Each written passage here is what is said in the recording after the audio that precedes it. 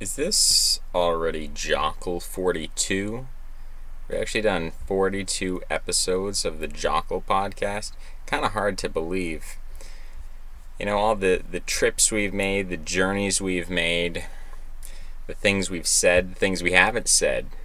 You know, it's quite mind-boggling how much you can and can't do in 42 episodes of a podcast. Is this really a podcast? I mean, it's more of a video series, but the Jockle video series doesn't really have the snap of the Jockle podcast. I sort of wanted to point out something obvious today, which is the idea that leftism is a eugenic process. Whether it's planned or whether it emerged this way or whether it's an unintended consequence, that's a different discussion. But we can at least see the way in which leftism promotes antinatalism, right? It promotes antinatalism through its gender norms. I mean, when we look at the most fertile pronatal cultures around the world, whether we're talking about the Amish, the Orthodox Jews, fundamentalist Muslims, these groups which have the highest rates of fertility in the world, they're also extremely patriarchal. They have extremely patriarchal gender norms. And so by attacking the concept of patriarchy, leftism is directly attacking natalism. But here's the thing about that, right? Here's the thing about that is, even while a billionaire might promote antinatalism, at the same time this billionaire can have as many children as they'd like. And we actually don't know how many children a billionaire has because, you know, someone like Donald Trump, he has, you know, a couple sons here, a couple daughters there from several different marriages. Fine. Those are the known heirs to the throne, so to speak. But what about his unknown children? Isn't it possible that a man like Donald Trump could very easily, you know, inject his sperm into sperm banks across the country? And he could do this illicitly, he could do this secretly, he could do this deceptively if he wanted to. I'm not accusing him, I'm just speculating. If I had a lot of money, if I had a lot of power, if I wanted to, I could theoretically, you know, fraudulently put my sperm in a lot of sperm banks. If you have enough money, you know, you can commit fraud in this way. You can deceive people in this way. So there could be many different people who go to the sperm bank. They say, I want a blonde-haired, 6-foot-tall plus businessman type and executive type, and they say, great, we got the sperm for you, and they pull up and it doesn't say Donald Trump, it says Joe Bob, and they think they're getting Joe Bob's sperm, but they're actually getting Donald Trump's sperm. I mean, that sort of thing could be done easily. So, you know, theoretically, billionaires could be having thousands or even millions of children. We wouldn't really know about it. You know, that's very speculative, though. What we should just look in general is what's the fertility rate of like a billionaire class or a millionaire class. And typically, if you read someone like Richard Lynn, he'll say that, well, generally, you know, stupider people are having more children, smarter people are having less children. That's his thesis in his book called Dysgenics. But if we actually look at what's happening, you know, African Americans, according to Richard Lynn, are not very intelligent, and yet they also have below replacement rate fertility. Now, part of that is because of abortions. Part of it's because of contraception. Part of it's because of the cultural shift that's happened in the African American community since the end of Jim Crow and the end of segregation, that Black American culture, as a result of the left, has become much more hedonistic. It used to be a much more conservative culture, a much more Christian culture, but African America has shifted because of the left. And so African American fertility has decreased. Okay? And if we look at millionaires and billionaires, these people are not often childless. They seem to, on average, and again, you know, if I wanted to, we could run through the Forbes list of the richest people, and we could say, okay, how many children does Mark Zuckerberg have? How many children does Donald Trump have? Etc., etc. We could do that, and then we could look at average fertility rates, and then we could look at fertility rates of poor minority communities. And I think the best argument against what I'm trying to portray here is the idea that, well, Africa's going to have 4 billion people by the end of the century, and that's true. another title I could use for this video would be high-low versus the middle, which I haven't really addressed in its own video. I've touched on it in several different videos, but the basic concept being that you have a high, you have an elite, you have a leading caste, and then you have the low, you have the common people, you have the masses who just follow along and do whatever they're told, and then you have the middle, and these are people who are not rulers, they're not elites, but at the same time, they're not mindless. They won't just do whatever you tell them to do. They won't believe whatever you tell them to believe. They have an independent, critical faculty. And the concept of high-low versus the middle is that the middle is a threat to the rulers. And so to eliminate the middle, you use the lower classes, you use the masses to attack the middle. You hollow out the middle class. And so in a sense, the population explosion that is happening in Africa is not necessarily dysgenic from a high-low versus the middle paradigm. The population explosion in Africa could simply be a tool that is used to suppress natalism elsewhere. So you make the argument to people in the West, you say, well, look, African population is exploding. That's just one more reason why you shouldn't have children. You know, this is something that's been, I think, described by conspiracy theorists like Alex Jones pretty succinctly in the idea that there's a depopulation agenda or something like that. That the elite is very concerned with who's having children, how many children that they're having, and they're very concerned with the culture and controlling the culture. And that's all true, and it's all sort of described as a eugenics program, and that's not necessarily false. Again, you can have a situation where the population of Africa balloons to 4 billion, but what that means effectively is you now have a 4 billion strong economy that's going to fund growth around the world. It's going to create a whole lot of broken window fallacies, to borrow from a libertarian phrase. There's going to be a lot of demand for iPhones and fashion and clothing and all kinds of consumer goods out of a 4 billion strong African population. So, that's not necessarily a bad thing. If your idea was we need to eliminate the middle class so that the ruling class can rule unfettered, this is a good idea. From a eugenics standpoint, you would say, okay, well, we're going to have high-low versus the middle, and that means that the middle gets hollowed out. And essentially, if we look at a bell curve, right now, a human population, most people are somewhere in the middle, some people at the extreme high, some people at the extreme low. If you explode the population of Africa, while at the same time maintaining fertility for billionaires and millionaires, what you do is you hollow out the middle and you create two separate bell curves, one being the least intelligent people, one being the most intelligent people, and you hollow out the middle. And that creates an autocratic situation or an oligarchic situation where the people at the top totally control the people at the bottom. Now, how this manifests politically is often described as corruption, where there's no equality, there's no meritocracy, there's no social mobility. The authorities simply dictate what they want, and that's what happens. And that kind of autocracy is optimal if you want to get things done without debate, if you want to get things done without dispute, if you want to change the direction of humanity without having a big civil war, then it's a good idea to hollow out the middle, because that eliminates the decision-making process, that it eliminates revolutionary potential for disagreement. And so you can simply submit your plans for transhumanism or whatever it is, and the masses are not going to be able to resist you. They're just going to follow along. To put it another way, if I blast on CNN all day long that you shouldn't have children, there are two types of people who will have children. Those are people who are too dumb to use contraception. They are so monomaniacally traditional. They're so monomaniacally conservative. They can't even understand what's being said to them on the TV. They're just following their animal instincts and they're having kids.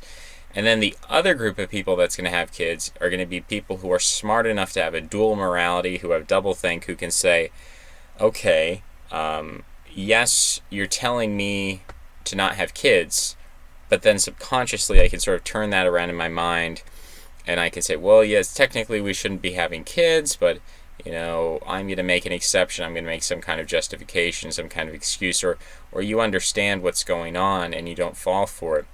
So those two types of groups, the extreme conservatives, the fundamentalists, the people who just blindly follow tradition, those are going to continue to grow, sort of like Amish people.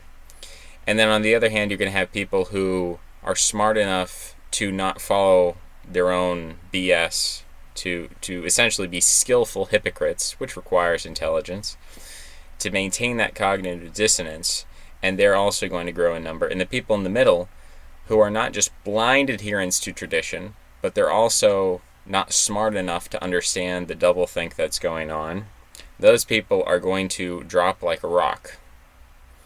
And, what would we assume would happen demographically? We'd assume Africa would be exploding, and we'd assume that, the average white person would be having less kids than ever. And those happen to be true. And it's also something that's happening in Asia. The Japanese, Koreans, these people aren't having kids. These are very traditional populations. They're very authoritarian in their mindset. They'll do whatever the media tells them. What we don't understand often is that the media is not just news media, but it's also entertainment. Traditionally, people would go to church in order to receive their moral authority. But now we receive moral instruction from entertainment. We receive it covertly in media and in education as well, in narratives of history. So these can't be discounted. We have to look at these factors. We have to understand them as planned. I mean, the amount of money, especially in the United States, the amount of money that goes into education is enormous. And so the decisions made, whether to include one thing in the curriculum or to include this narrative or to exclude that narrative, billions of dollars are resting upon those decisions. And those decisions are made by politicians who are dependent upon a media apparatus in order to get re-election. If the media apparatus turns against a single politician, then there's almost no way for that politician to be re-elected. I mean, in the case of Donald Trump, he had his own media apparatus. And when I say that, I don't mean he had his own TV channel, but what I mean is that it's not just his kinetic, but his potential, or it's not just his active media apparatus, but media apparatus in the sense of an institution over time. Donald Trump is an institution of America. He's one of the institutions that people knew him from The Apprentice. They knew him from all kinds of Hollywood movies. He was an institution in the American mind, and so he had a media presence, whether or not they just completely blackballed him. But they didn't do that. They constantly covered him. I mean, the way to make a politician lose an election is just not to cover them in the media. It's not to give them bad press, it's to give them no press. And if you can give them no press, or, just call them a pedophile like they did to Roy Moore or something like that. But if you go hard against a politician, there's really no way for that politician to win. And whoever the alternative is, people will just automatically vote for the alternative. That's basically the way democracy works. Democracy is ruled by media. And this is a eugenic formula. I mean, if it works out, and again, people can argue that this is an unstable foundation, that it would be better to have, millions of 100 IQ people rather than having like 10 geniuses and 90 imbeciles. And I see the value of that. I see the value of having a population that's homogeneous, a population that can understand each other, a population where each person is sort of replaceable in the sense that each person has a similar value to one another. And so, each person can compete in a marketplace, and each person can struggle for social standing in a meritocracy. I see the value of that. And certainly that's been a strong feature, especially of European societies. But I also see the value of saying, okay, well, human instinct and human nature is not really updated for the 21st century. We've had amazing technological advancements that really changed the game. And, the fact that someone feels sad, or they feel lonely or socially isolated, or that they feel dissatisfied, like a lot of the negative feelings that we have, that you and I experience concerning modern technological society, those are a product of our psychology being adapted to an environment that no longer exists. And for some people, the solution is we need to change the environment to adapt to our ancient mindset. But I think there's another alternative, which is to say, well, let's change our mindset to adapt to a new environment. And at the end of the day, when we look at the genetic component of our psychology, which is huge, I mean, this is not even assuming like, this is, we could call, because I want to be very clear about this. When I say genetic component, there are some people who say, oh, well, Rousseau said we're a blank slate. Or, a lot of scientists say that psychology is not genetic, it's actually environmental. What you have to understand there is that if a psychologist says, hey, your personality is not genetic, it's environmental, what they're saying there is with reference to a hereditary debate.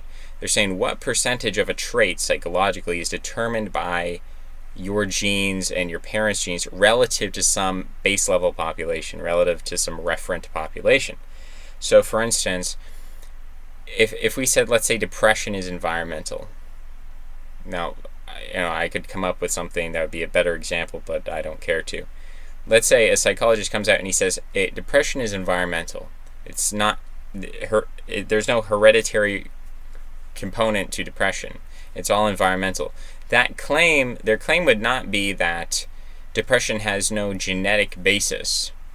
Their claim would be that the genes for depression are so universally dispersed throughout the population that it doesn't matter if you had a depressed parent or if you didn't, your likelihood for depression is the same because all human beings carry the same likelihood for depression in their genes. That's what the specific claim would be. So we have to understand when there are debates in psychology about, is this genetic, is it environmental, is it a blank slate, is it pre-written? All of those debates are done within the context of comparing different human populations or comparing family lines to base populations or subpopulations to larger populations, whatever. That is the hereditary versus environmentalist debate. But on a deeper level, we have to understand that this entire structuring of our psychology, the way that we learn and grow and adapt and develop in response to our environment is totally genetically pre-programmed. Because the mind, the brain, is not a feature of the environment. The mind and the brain is constructed according to the DNA. We can't have a brain cell. A brain cell is not something that is injected into us by the environment. It's not like a video game where you're walking along and all of a sudden like your character walks into a brain cell and that's like added to your skull. That's not how the brain develops. The brain exists as a genetic structure, right? A genetically determined structure. Your brain cells already exist, and then you bump into experiences which interact with your brain cells in a pre-programmed way. That's not to say that your genetics has anticipated everything that goes on in your environment. Quite the opposite, actually. What it means is that your brain is set up in such a way that it expects from birth.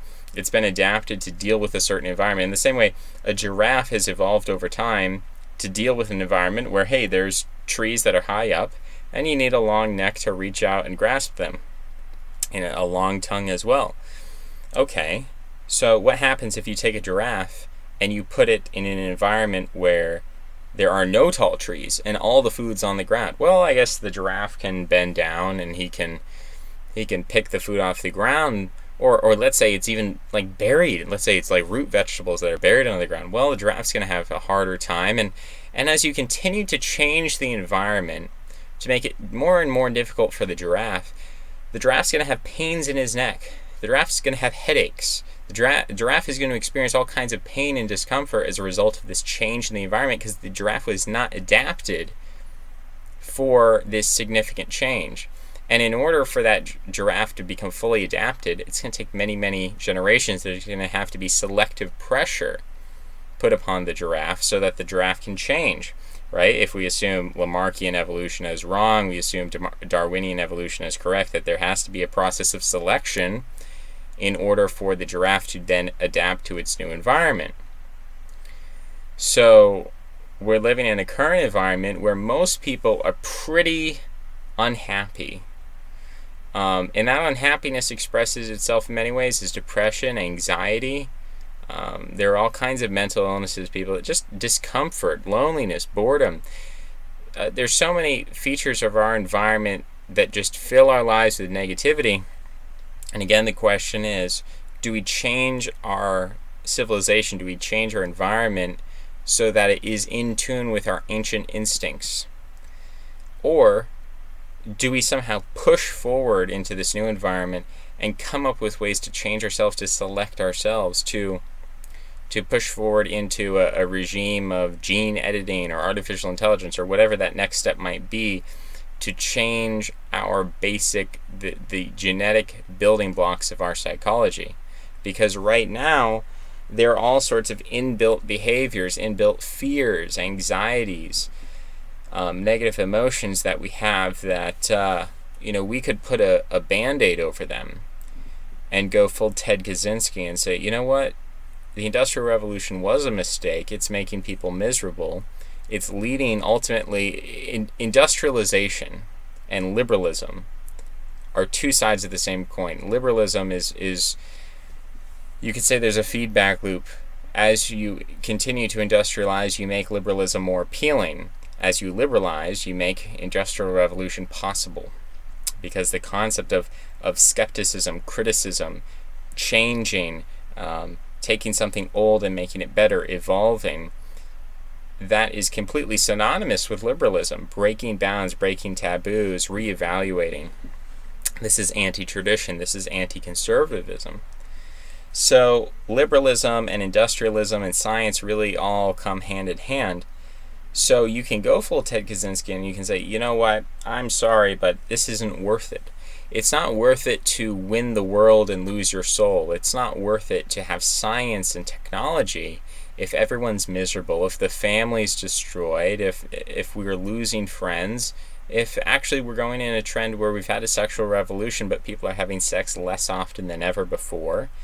It's amazing. You could, theoretically, everyone could be having sex with everyone, right? But we're not doing that. We're having this phenomenon of incels, the people who want to have sex but they can't because they don't have the social capital to procure sex. So we're going in a very strange direction. We're going in a direction where the most suicidal people in our society are encouraged to engage in more and more suicidal behaviors. So this runaway train, you could try to stop it by just restricting technology or abolishing technology. But you have to question, is that a sustainable solution? Can you actually turn this train around? Right? If we're headed in a certain direction and it looks like we're going to continue, can you stop this technological trend? Because even if you did, who's to say that a country like China wouldn't just go full steam ahead and then eventually outcompete you? You could say, well, we're smarter than the Chinese. We're more innovative. We'll compensate. We're going to sacrifice a little bit of technological development for a little bit of gain in terms of psychological sanity. And the Chinese, they'll be fine. We'll just stop trading with them. Everything will be fine. If the Chinese, it doesn't even matter. If you have a country that's capable of assembling a genetic research team or a technology research team that can somehow take us to the next level, then eventually they will outcompete you. And you'll be back to square one. You'll be living in a world dominated by technology, and you'll be hapless and helpless and unable to cope. So it's sort of a question of do you want to throw on some Band-Aids psychologically to address this problem of industrialization, or do you just rip off the Band-Aid and go full steam ahead with leftism, liberalism, and try to transcend beyond the humanity that we currently have to transform ourselves through gene modification to be adapted to this radically new psychological environment? Which one do you choose? I guess it depends on who you are, and are you an individualist? Are you a collectivist? Are you a pragmatist? Are you an idealist? And how do you look at each of those terms? Someone can say that they're a pragmatist or an idealist and be on either side of this question. And it is a real question. It's probably the only question. It's the most fundamental question, whether we're talking about race or sex or democracy, any political question, really any cultural question, boils down to, do you believe in transcending humanity with technology, or do you reject that? Are you a humanity first? I mean, that's what Andrew Yang has as his campaign slogan, humanity first, because he's trying to address the problem of industrialization. And this post-industrial world that we live in, this post-technological world, that might be a good video title, right? The post-technological world. I think that's all for now. Thanks for listening, and I'll see you next time. Bye-bye.